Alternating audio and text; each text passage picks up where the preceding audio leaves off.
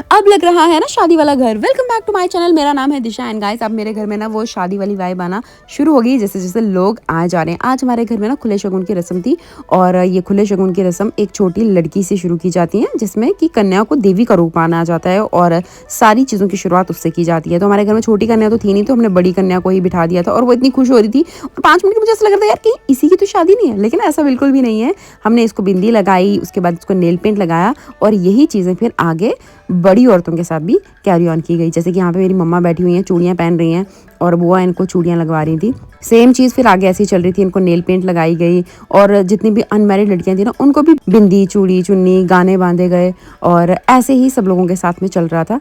और यहाँ पे मैं मम्मा को बोल रही हूँ कि आप मेरी तरफ देखिए, उनको लग रहा था मैं उनकी फोटो ले रही हूँ लेकिन ऐसा नहीं था। और फिर उसके बाद ये चुन्नी बांधने वाला सिस्टम हो गया और इस रस्म में ना आप अगर चाहें तो अपनी मर्जी से, अपनी इच्छा अनुसार किसी को कुछ अगर दान करना चाहते हैं वो भी कर सकते हैं। घर की जो लेडीज होती हैं वो कर सकती हैं। तो यहाँ पे बुआ सबको परांदे लगा रही थी। उसके बाद आ गया मेरा नंबर, मुझे भी गाना लगाया गया और मैं भी बहुत ज़्यादा खुश हो रही थी। उसके बाद गीत गाने की रस्म जो होती है, सुहाग गाने की रस्म जो होती है वो शुरू हो गई थी और मुझे डांट पड़ना शुरू हो गई थी कि वाइट चुन्नी बदल कर आओ, तुमको वाइट चुन्नी नहीं पहननी है। खुले शगुन में ना सबसे ज़्यादा इंपॉर्टेंट रस्म होती है ये वाली, जिसमें कि चूल्हे बनाए जाते हैं। सभी लोग मिलकर के मिट्टी मसल रहे थे और उसके बाद ये चूल्हे बनाने थे। वेल ये रस्म हमारे यहाँ पे पहली बार ही हो रही है।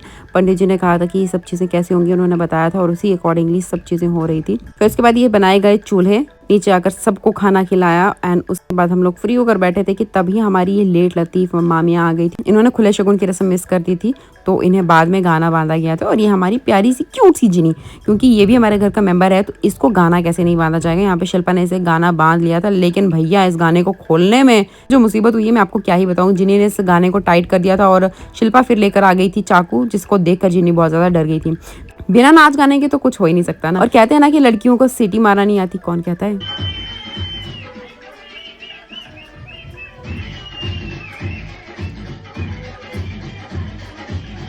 तो यस गाइस, ये हमारा पागलपन चल रहा था एंड अब मिलूंगी आपको मैं नेक्स्ट ब्लॉग में। तब तक के लिए बाय बाय।